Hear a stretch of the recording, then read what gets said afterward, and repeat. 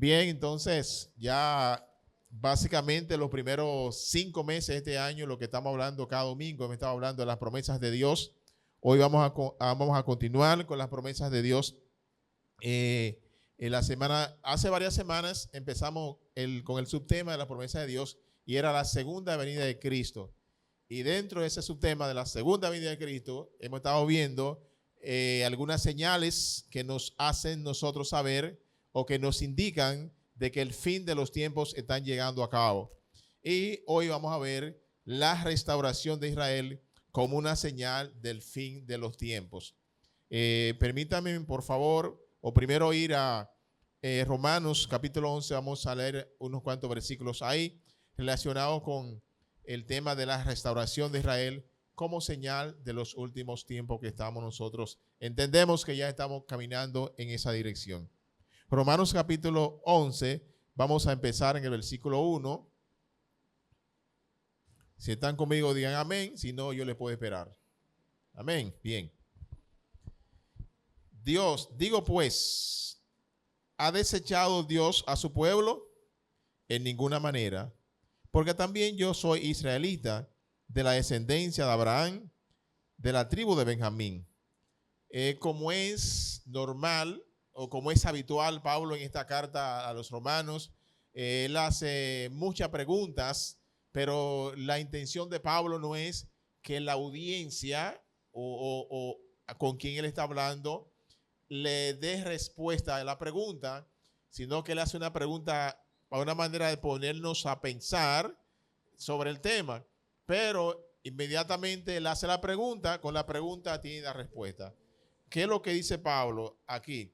Dice, digo pues, ¿ha desechado Dios a su pueblo? O sea, él pregunta, ¿Dios ha desechado a Israel? Dice, de ninguna manera. O sea, la frase predilecta para Pablo en esta carta, él hace la pregunta y tajantemente dice, en ninguna manera. Amén. Entonces, Pablo también habla aquí de su propio testimonio, de su propia vida. Y dice, porque también yo soy israelita. O sea, Dios no ha terminado, Dios no ha acabado, Dios no ha desechado a Israel. Porque ¿quién soy yo? Yo soy israelita. Y da un poquito de su currículum, de su background, como decimos nosotros. Y dice que él es de la descendencia de Abraham, de la tribu de Benjamín. Dice que es descendiente de la tribu de Abraham, específicamente de la tribu de Benjamín. Fíjense, en el reino de Israel hubo un momento que se dividió, se llamó el reino dividido en la historia de Israel. Entonces, hubo 10 tribus que se convirtieron, se apartaron y ellos se convirtieron en el reino del norte. Entonces hubo 2 tribus que quedaron fiel a Dios y al reinado de David, ¿verdad? Nunca se apartaron y dentro de esas 2 tribus quedó la tribu de Benjamín. O sea, Pablo dice, pertenezco a una tribu que siempre le fue fiel a Dios, nunca se apartó. O sea, hablando un poquito de su currículo o de su testimonio, de su background, como nosotros podemos decir. El versículo dice, Pablo dice tajantemente, no ha desechado Dios a su pueblo. Y dice, no, Dios no ha desechado a su pueblo. En otra palabra, Dios no ha terminado todavía con Israel. No ha desechado Dios a su pueblo, el cual desde antes conoció. ¿O no sabéis qué dice de Elías la Escritura? ¿Cómo invoca a Dios contra Israel diciendo, Señor, a tus profetas ha dado muerte, y a tus altares han derribado, y solo yo he quedado, y procuran matarme? Pero, ¿qué le dice la divina respuesta? Me he reservado 7,000 hombres que no han doblado la rodilla a Baal. Vamos a volver al versículo 2. Pablo ratifica, dice que Dios no ha desechado a Israel y dice que había conocido. Entonces, lanza otra pregunta a Pablo aquí. Dice, ¿o no sabéis qué dice de Elías la Escritura? Dice, usted no sabe lo que la palabra dice de Elías. ¿Qué fue lo que le pasó en Elías? Fíjense que aquí Pablo, aunque él está hablando en un presente para él demostrar que Dios no ha terminado con Israel, él ahora recurre al pasado, a lo que pasó con el pueblo de Israel en otra dispensación o en otros tiempos, ¿verdad? Recuérdense que escatológicamente hablando, se ha dividido que Dios, el punto de vista, ¿verdad? De los tiempos, como Dios ha ido tratando con la humanidad. Entonces, nosotros ahora nos encontramos en la dispensación de la gracia. Pablo estaba ahí en ese comienzo y él está hablando desde la dispensación de la gracia, que la sexta dispensación, ¿verdad? Pero Pablo se refiere a eventos que pasaron en la quinta o quizás en la cuarta dispensación, tal vez en la dispensación de la ley, etcétera, etcétera. Pero lo que quiero es que nos ubiquemos cuando Pablo dice aquí, dice, no ha desechado Dios a su pueblo, el cual desde antes conoció, o no sabéis que dice Elías de la Escritura, cómo invoca a Dios contra Israel diciendo, dice, ustedes no saben, no recuerdan lo que Elías se quejó con Dios contra Israel. La tesis que Pablo dice que Dios no ha terminado, Dios no ha desechado con Israel, no lo ha desechado, que aún Dios sigue trabajando con Israel. Israel es la restauración del reino de Israel o de Israel es una señal de finales de los tiempos.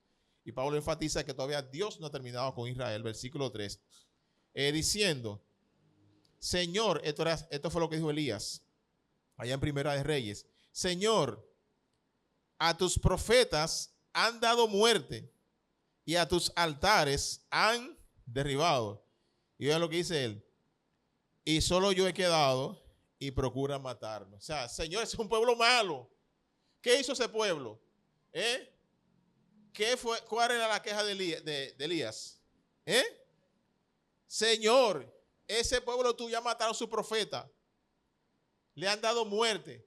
Y nada más he quedado yo. ¿Y sabe qué? Anda detrás de mí para matarme. Y a mí que quedo me quieren matar. ¿Están viendo la infidelidad del pueblo? ¿Cuándo dicen amén? La infidelidad del pueblo de Dios. Es bueno notar eso para ver también lo irrevocable que son las promesas de Dios. Cuando Dios hace su promesa, no depende de lo que tú hagas, sino de su propia naturaleza, de su propia fidelidad a la palabra de Él empeñada. Cuando Dios dice algo, Él lo va a hacer independientemente de nuestro comportamiento. Y es lo que Pablo está resaltando aquí en el caso de la queja que tiene Elías contra Israel. Versículo 4 dice, le contesta, ¿qué le dice la divina respuesta? Elías, ¿qué Dios dice de Israel? De que mataron a su profeta y que de que quedas solamente tú, y que te quieren matar. ¿Qué le dice? Dice, me he reservado 7,000 hombres. ¿Qué significa es reservado? Que hay un remanente fiel. ¿Por causa de quién? Porque Dios mismo lo ha protegido. Él dice, me he reservado 7,000 hombres que no han doblado la rodilla a Baal. 7,000 hombres de esos malos que tú dices, de ese pueblo, yo he reservado 7,000 hombres. Esos hombres son fieles, esos hombres van a ser santos delante de mi presencia, porque yo lo he reservado, dice Jehová. Amén. O sea, aquí vemos que no se trata de mí, se trata de Él. Cuando dicen amén. Cuando yo promete algo, Dios es fiel a la promesa que Él hace, a su palabra empeñada. Dios es y será fiel para siempre. Versículo 5. Así también, fíjense, Él nos remontó al pasado, nos llevó al pasado para mostrarnos la fidelidad de Dios, como Dios no había, en los tiempos de Elías, no había terminado con Israel. Ahora viene a la actualidad. O sea, Pablo como que se va de un lado para otro, ahora viene. En el versículo 5 dice, así también, en este tiempo, ¿qué pasa?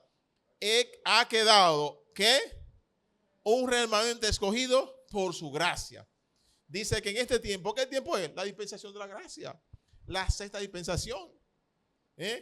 Escatológicamente nosotros esperamos la séptima dispensación, que es la dispensación del cumplimiento de los tiempos. Pero ahora estamos viviendo la dispensación de la gracia, y Pablo dice, así que también aún en este tiempo, la dispensación de la gracia, Dios ha reservado un remanente escogido por él por gracia. O sea, no es que ese remanente hayan hecho algo. ¿Por qué Dios lo escogió? Porque él así lo quiso, por gracia. No fue porque se lo merezcan. Otra palabra, todavía Dios no ha terminado con Israel. Versículo 6. Y si por gracia, ya no por obras. De otra manera, la gracia ya no es gracia. Y si por obras, ya no es gracia. De otra manera, la obra ya no es obra. Versículo 7. ¿Qué pues? Sigue Pablo con su pregunta. ¿Qué pues? Lo que buscaba Israel no lo ha alcanzado. No lo ha alcanzado. Pero los escogidos sí lo han alcanzado. Y los demás fueron endurecidos. Yo quiero que ustedes, si ustedes son como yo, que todavía están en la Biblia física, o si lo puedes hacer en tu móvil, subraya o entra en un círculo la palabra endurecidos. El verbo endurecer, endurecido. Porque hoy no nos va a dar la oportunidad de hablar completamente del endurecimiento, porque el tiempo no lo va a dar. Es bastante material para una sola entrega poder cubrir todo esto. El próximo domingo, si Dios quiere, vamos a hablar con lujo de detalle más qué es un corazón endurecido. Pero lo que sí podemos ver en el caso de Israel, dice Pablo, que pues lo que buscaba Israel no lo ha alcanzado, pero los escogidos sí lo han alcanzado, y los demás fueron endurecidos. Hermanos, ustedes saben que aquí Pablo está hablando, hasta ahora hemos visto viendo, está hablando del pueblo de Israel. ¿Cómo es que muchos han sido endurecidos? Dios es quien endurece. Hay circunstancias que vamos a ver cómo que un corazón llega a ponerse duro o endurecerse. Pero lo que Pablo está diciendo aquí, que dentro de su pueblo, muchos no llegaron a reconocer a Cristo como su único y suficiente salvador personal. Los judíos, el pueblo escogido de Dios, fueron infieles. Y de alguna manera su corazón llegó a estar endurecido, encallecido. Miren, el verbo ahí, o lo que puede significar, o si pudiéramos tratar de traducirlo, lo que significa endurecer. Miren, endurecer es literalmente algo que se pone duro. Pero ¿cómo es eso? ¿Cómo es algo que se pone duro? El significado es el verbo endurecer ahí, en el original, quiere decir, como por decirlo de esta manera, ¿a cuántos de ustedes se le ha dormido un pie? Y los pies duermen, pregunto yo. Hago la pregunta porque todos vamos a entender. Ay, se me adurmió una mano. Que el efecto, como que tú sabes, como que no siente. Dice, tengo la mano adormecida. Anestesiada. Entonces, ese es el término. Dice que fueron endurecidos. Su conciencia, tú sabes, no podía percibir lo que Dios estaba haciendo. Y ustedes lo van a ver en los próximos versículos que dice. Por un corazón endurecido, un corazón anestesiado, para llamarlo así, ¿verdad? O un corazón como que se duerme como el pie, como ese decimos, no puede ver cuando Dios está obrando. Eso le pasó a Israel. Por causa del endurecimiento, Dios permite circunstancias. Señor, esta es parte interesantísimo también. Esto es SOS, este es 911, como podemos decir, esta parte de la vida del cristiano. ¿Por qué Israel duró 40 años dando vueltas en ronda en el mismo lugar, en el desierto? Por su corazón endurecido. ¿Cómo es que Dios endurece el corazón? Ustedes lo vieron en el faraón. ¿Recuerdan la historia de faraón y el pueblo de Dios? Dice, te voy a mandar, Moisés, pero voy a endurecer su corazón. No es que Dios lo envió así directamente. No es porque Dios, si una cosa tenemos que saber, Dios no es autor de pecado. Pero entonces, ¿cómo es que Dios permite? Porque si lo permite, que el corazón se endurezca. Cuando una persona no quiere, se aleja de Dios. Señores, y lo peor que le puede pasar, y estoy hablando mayormente a cristianos, es que Dios retire su gracia. En el sentido, si hoy, SOS, yo le decía, si por alguna razón tú haces algo, tú pecas, por decirlo así, y tú como que no sientes, como decimos por ahí, ese dolorcito por el pecado, ten cuidado, regresas a Dios. Porque lo que pasa con el endurecimiento es que a medida que tú vas cediendo y cediendo, tu conciencia se va cauterizando, se va poniendo más dura, más dura y más dura. Y te vas alejando de Dios. ¿Qué le pasó a Israel? Bueno, cuando una persona tiene un corazón endurecido o encallecido, como pudiera decir ahí, no puede ver lo que está pasando. Israel no podía ver la mano de Dios. No la podía ver. Posiblemente la salida estaba allí al final de la avenida. Pero ¿por qué ellos no la podían ver? Porque su corazón estaba endurecido. Y como le dije, la próxima semana vamos a hablar un poquito más de esto, pero no quería dejar el término sin por lo menos tener una idea general de lo que quiere decir la palabra de Dios sobre el endurecimiento de un corazón. Versículo 8. Como está escrito, Dios le dio espíritu de estupor, ojos que no vean y oídos que no oigan, hasta el día de hoy. O sea, un corazón endurecido, cauterizado, el espíritu de estupor, es ese, te pasan las cosas, Dios permite cosas en tu vida para enseñarte algo y tú no lo ves. Personas que ellos mismos deciden no saber nada de Dios. ¿Qué va pasando? Por más que Dios obre en tu vida, tú no vas a ver a Dios. Por más que Dios te hable, tú no vas a escuchar a Dios. Porque tiene ojo y no puede ver. Oír y no puede escuchar. ¿Por qué? Como consecuencia del corazón. Que si hay una cosa que nosotros necesitamos es el Espíritu Santo está en nosotros, pero el Espíritu Santo es que produce convicción en nuestra vida. Cuando Dios decide no producir convicción en la vida de una persona, eso es terrible.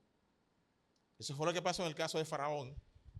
El Espíritu Santo, dice Juan, es el Espíritu Santo quien produce convicción de pecado, tanto en el creyente como en el inconverso.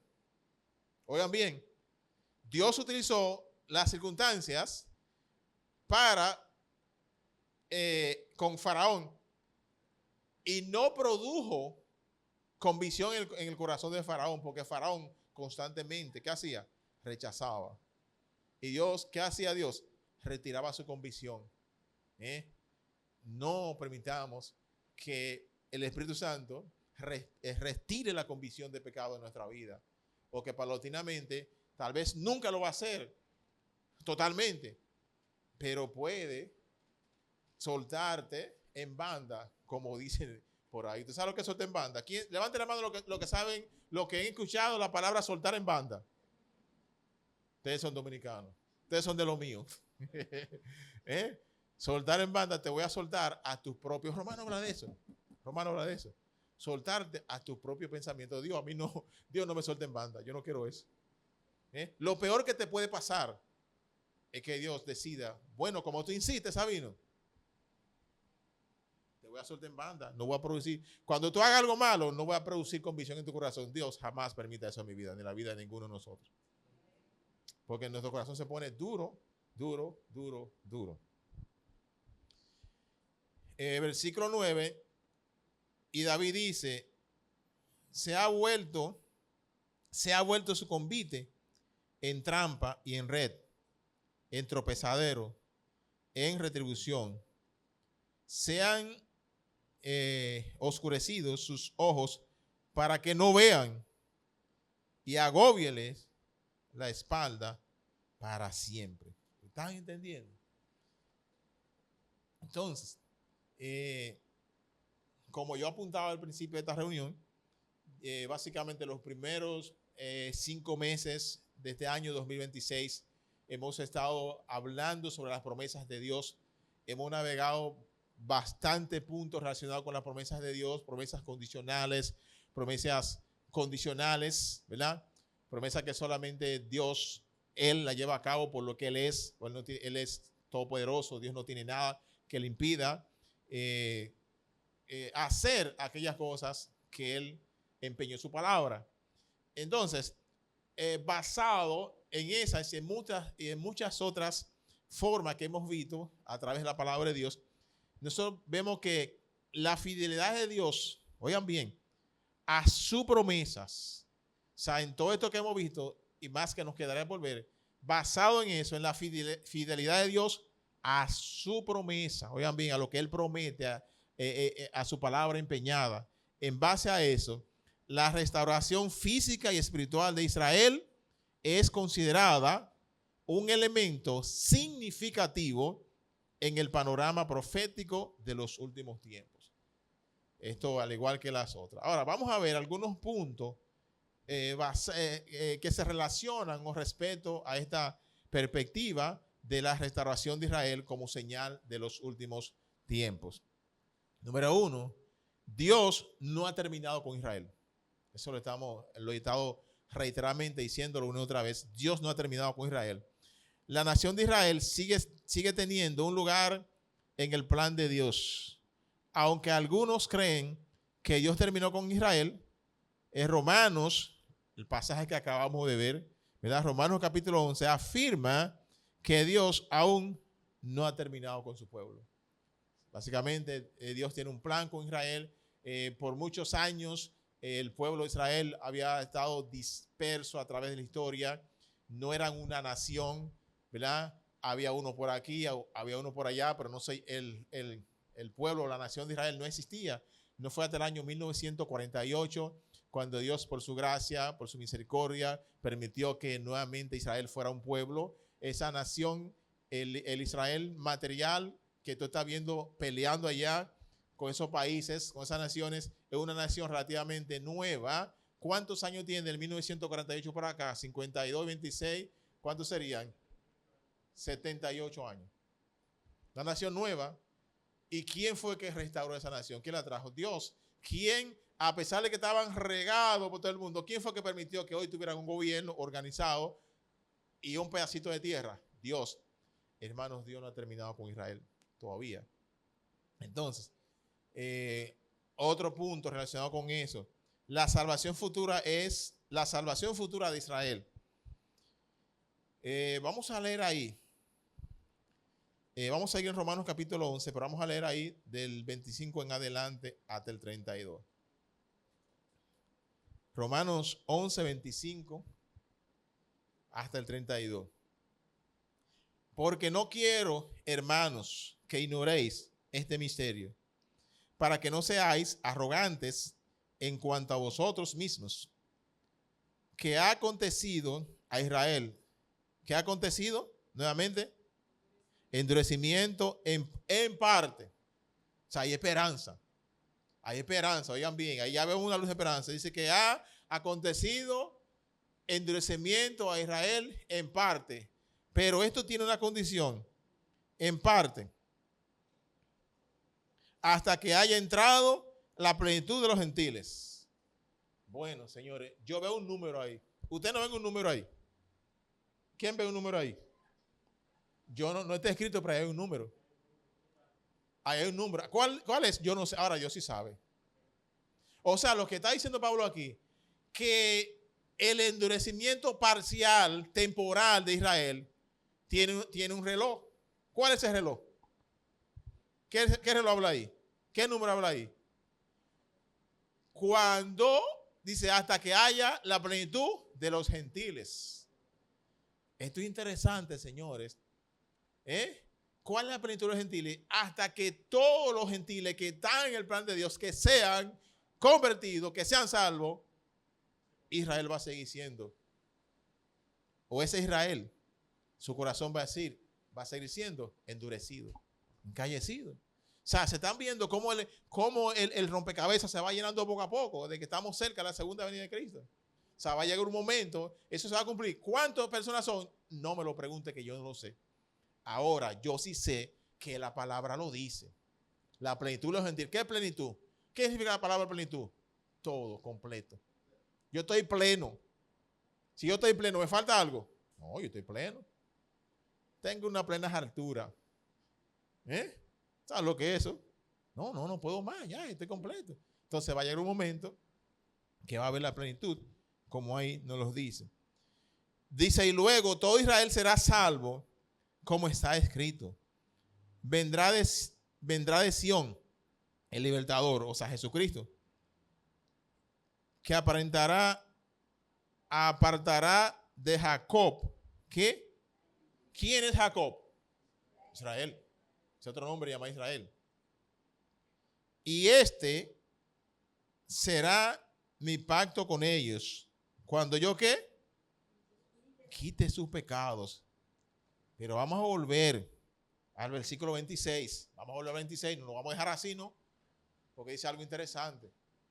Está hablando en el versículo anterior. Dice que en el plan de Dios, en el cronograma de Dios, y yo lo creo así porque Dios es omnisciente. Hay un grupo, ya Dios sabe la cantidad de los gentiles, de todo el mundo que van a ser salvos. Amén. Dios lo sabe.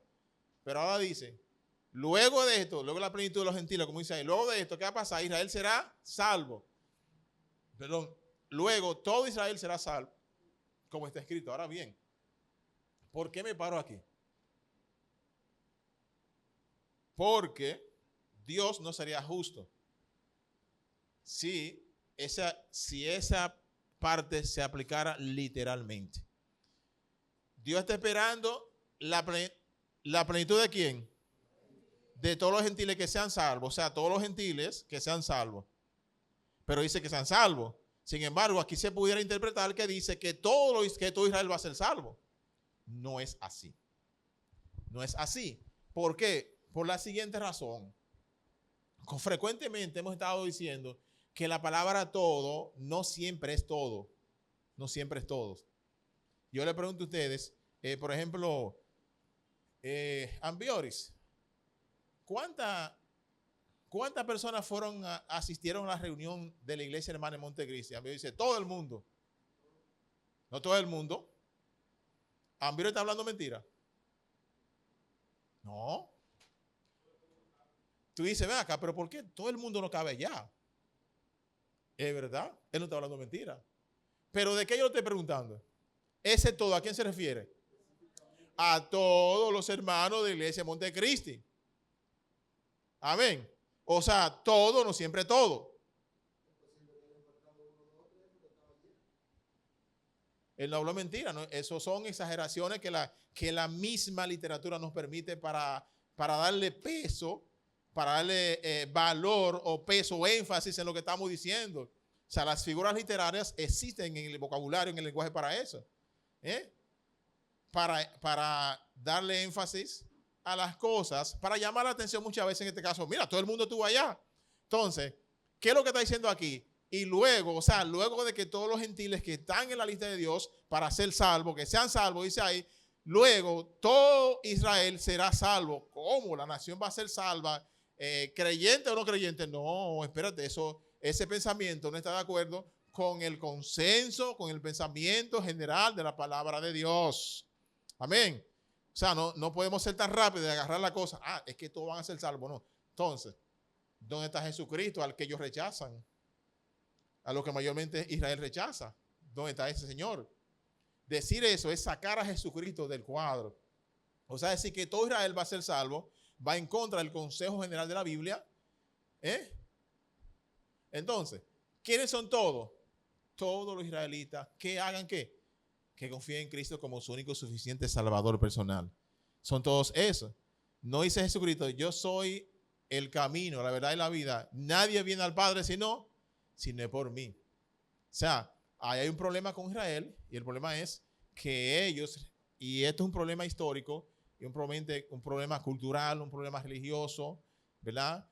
Pudiéramos mencionarlo así, y es que ustedes saben que, por ejemplo, la mayoría del Israel que está peleando ahora ya, la guerra que tienen con Irán, la mayoría no son el Israel espiritual.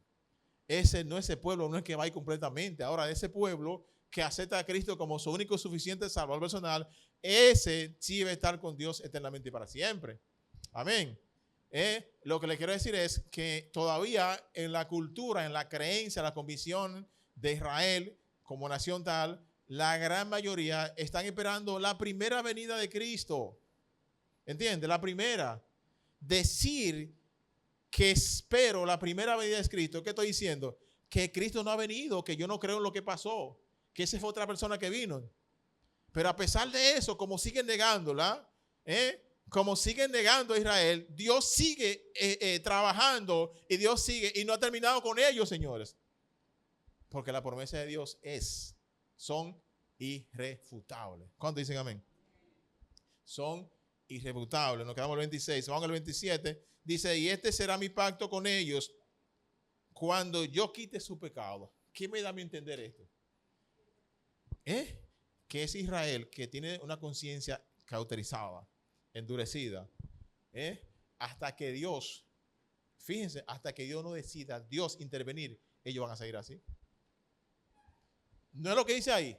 Dice, y este será y es un pacto, es un acuerdo que Dios dice, un acuerdo. Cuando yo, ¿quién es yo? ¿Quién habla? Quite sus pecados. Pero Dios va a tener misericordia en su tiempo. Ese es un pacto. Muchos van a venir y van a reconocer a Cristo como su único y suficiente salvacional. Dios dice, cuando yo le quite su pecado. ¿Cuál es su pecado? Rechazar a Cristo. 28.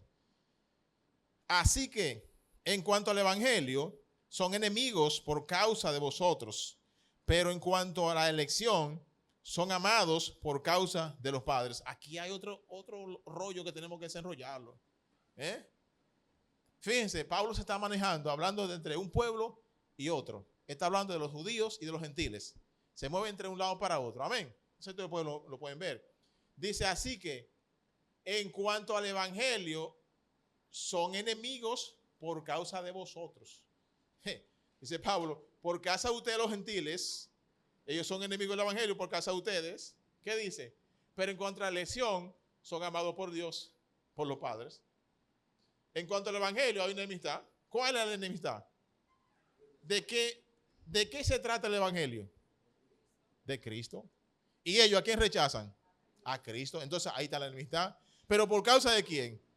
¿Por causa de quién? De los gentiles. ¿Qué hicieron los gentiles? Juan 1 del 11 al 12. Dice, hablando de Jesucristo, que a lo suyo vino, más lo suyo, más a todo aquel que cree en él o que le recibe, ¿qué Dios le hace? Entonces, ¿cómo se refleja este versículo? ¿A quién vino Cristo a salvar originalmente? ¿Quién vino? ¿Qué dicen los judíos? No, tú no eres el Mesías. Tú no eres el Mesías. Los rechazaron. ¿Dónde fue Cristo entonces? ¿Y qué hicieron mayormente los gentiles? Aceptaron a Cristo como su único suficiente salvador personal. Pero lo que dice, a causa de ustedes. Se rechazaron los gentiles de alguna manera. Claro, fue la gracia de Dios. Aceptaron a Cristo como su único suficiente salvador personal. Y aunque dice que son enemigos del evangelio, por causa de ustedes, pero en cuanto a la elección, hay un grupo que Dios ha reservado de judíos. Eso es lo que insiste Pablo, que Dios no ha terminado con Israel, pero hay un grupo, hay una cantidad de personas que dice, pero en cuanto a la elección, ¿qué son? Amados, son amados, aún no son salvos, pero van a ser salvos y son amados por causa de ¿qué?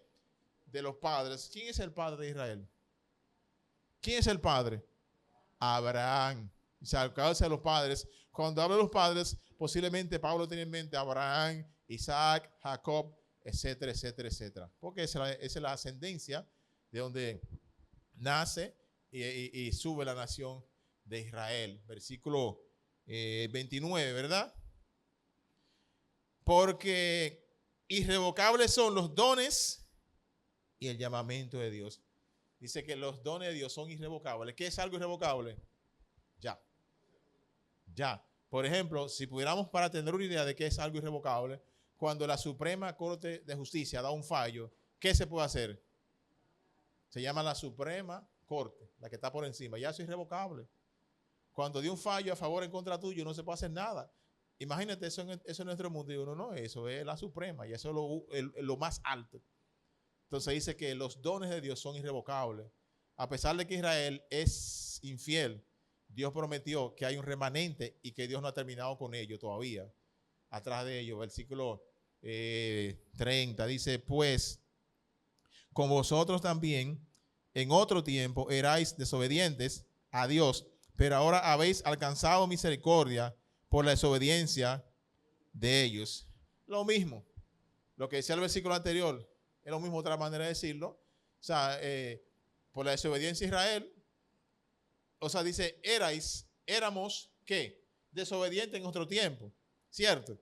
Dice, pero por la desobediencia de Israel, ahora ustedes son obedientes. O sea, porque Israel rechaza a Cristo y ustedes lo aceptan, la desobediencia de ellos rechazarlo, la obediencia de ustedes recibirlo. Entonces, ahora ustedes pueden obedecer a Dios. Versículo 31. Y así también estos ahora han sido desobedientes, o sea, Israel, para que por la misericordia concedida a vosotros, la misericordia, ellos también alcancen misericordia. O sea, como Dios tuvo misericordia por el fallo de Israel, los gentiles tuvieron misericordia. Entonces dice, como Dios tuvo misericordia de ustedes a través de Israel, Dios va también a tener misericordia por lo que Él ha escogido, por lo que Él tiene reservado, por ese remanente, porque Dios no ha acabado todavía con Israel. ¿Cuántos dicen amén? Versículo 32. Porque Dios sujetó, oigan bien, porque Dios sujetó a todos en desobediencia para tener misericordia de todos. O sea, tanto judíos como gentiles, todos han sido desobedientes y por su misericordia, entonces Dios lo va a tener, por la misericordia de Dios, Dios va a tener misericordia con tanto judíos como gentiles que acepten el sacrificio de su Hijo en la cruz del Calvario. Entonces, la salvación futura de Israel, como estamos viendo ahí, es otro aspecto relacionado con este evento de fin de siglo, que es la restauración de Israel como señal de fin de siglo. Otro punto tenemos también la fidelidad del pacto de Dios. O sea, con respecto a Israel se va a cumplir que Dios es un Dios de pacto, Dios es un Dios fiel. Y vamos a ver a Romanos 11:29, que lo vimos ahorita, pero ya para enfatizar este punto de la fidelidad del pacto, cuando Dios pacta algo, cómo es el pacto o cómo son los pactos o los compromisos que Dios hace. Romanos 11:29, por favor, si lo podemos tener ahí en pantalla, dice, porque irrevocables son los dones y el llamamiento de Dios. Si Dios dijo, Elías, cuando quiso quejarse en contra del pueblo, diciendo, mataron a sus profetas, a mí me quieren matar, el único que yo soy yo, a mí me quieren matar. Dios le dijo, ¿qué Dios le dijo? ¿Qué Dios le dijo? Elías, espérate. Ese pueblo que tú dices, ese que tú dices, sí, es verdad, ellos son infieles, pero rechazan a mi hijo. Ellos son infieles, es verdad, yo he matado a mi profeta, te quieren matar a ti, pero ¿sabes qué? Yo he reservado 7,000 hombres que van a ser santos delante de mi presencia. Esa promesa, ¿cómo es? Irrevocable. Nadie la puede revocar. Señor, y a pesar de eso, como el pueblo, todavía en el día de hoy, y aún la iglesia, hablo de la iglesia universal, de Jesucristo, siguen siendo infiel a Dios. ¿Y cómo se permanece Dios? Fiel, porque sus promesas son sí y solo sí en Cristo Jesús. Entonces, hermano, lo que garantiza que las promesas hechas a Israel, esto estamos viendo que son irrevocables, no son anuladas por su incredulidad. O sea, la promesa que Dios le ha hecho a Israel, dice, lo voy a restaurar, el Israel espiritual. Tengo un remanente que lo voy a restaurar. Dios llamó a ese pueblo para hacer esa promesa. Si fuera porque Israel fuera incrédulo, ¿Dios se la quitaría? No. Señores, en otra palabra, si ya Dios soltó en banda a Israel, porque Israel fue incrédulo, entonces sería injusto que Dios siguiera con la iglesia? ¿La iglesia universal siempre ha sido fiel? No. Entonces, como Dios no ha terminado con Israel, con la iglesia, porque la iglesia sí, bueno, si nosotros miramos a nuestra propia vida, nos damos cuenta cuántas veces le hemos sido infiel a Dios y Dios sigue detrás de nosotros. Dios sigue fiel a nosotros. Porque no es porque yo lo haga, es por lo que Dios es. Sus promesas son sí y solo sí en Cristo Jesús. Entonces, hermanos, Dios no ha terminado con Israel. Y la señal de lo que está pasando con Israel son señales de que se avecinan los últimos, el fin de los siglos. Y nosotros estamos en el trayecto, ¿verdad?, del fin de los tiempos. Estamos caminando. ¿Cuándo viene Cristo? Ni la más remota idea tengo. Ahora, lo que veo que está pasando las señales me dice, puede que venga rápido, pero yo no sé la fecha. Lo que yo sé que, viendo lo que está pasando con Israel, viendo lo que está pasando con el evangelio a través del mundo, viendo lo que está pasando con la apatía espiritual que hay últimamente, viendo cómo han sido perseguidos los cristianos, están siendo, y viendo lo que Mateo capítulo 24 nos habla de eso, entonces yo puedo decirle, buenos hermanos, las señales están ahí. Yo no te digo que es mañana, pero está pasando lo que la Biblia dice. ¿Cuántos dicen amén? Son señales de eso. Y nosotros tenemos que estar en ese sentido preparados, ¿verdad? No viviendo entumecido, que es la palabra ahorita, endurecimiento, no en este letargo, sino están pasando esto. Cristo está cerca. Señor, te damos gracias por este tiempo, gracias por permitirnos escuchar tu santa palabra. Bendecimos tu nombre, te exaltamos. Ayúdanos cada día más, Señor. Está más pegado a ti. Padre, a tu palabra. Señor, que cuando estudiemos tu palabra podamos asociarla con nuestro mundo actual y ser obedientes. Gracias por tu misericordia, Señor. Tu fidelidad no la para nada, no la anula nada. Tus promesas son irrevocables, tus dones también. Gracias por amarnos incondicionalmente, oh Dios. Gracias que aunque muchas veces, Señor, somos infieles, tú permaneces siendo fiel a tus promesas. Bendecimos tu nombre, Señor. En el nombre de Cristo. Amén y amén. Que pasen feliz resto del día.